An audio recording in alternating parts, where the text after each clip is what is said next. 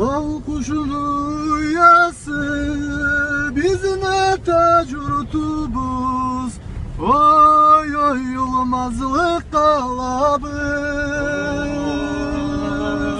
Seni de tuğanla, seni de özgelle, bizni atabız anabız. Karaçay Koban başlanadım üç özenden akkan üç sudan. Karaçay halkını kerti ata curtu, kar çurt boğa kuruzu kuşku var. Ulak suçukların, cayav çolçukların, karap tirenge baradı.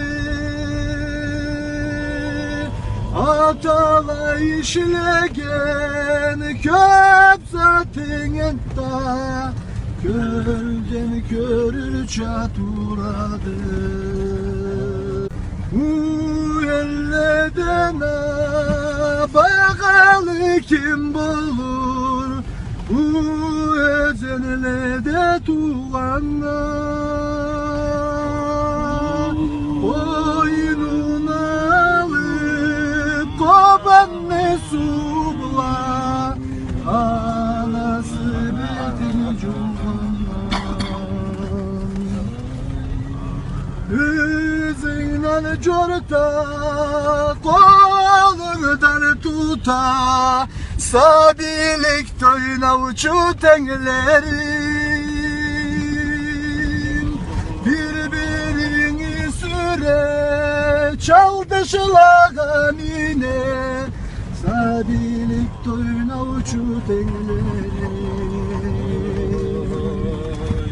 Eski ata curtumuz bağalı yeni biz, Karaçay seni de çaçılı. Karaçay halkını kerti ata curtu, kar çurt boğa kuruzu kuşku var.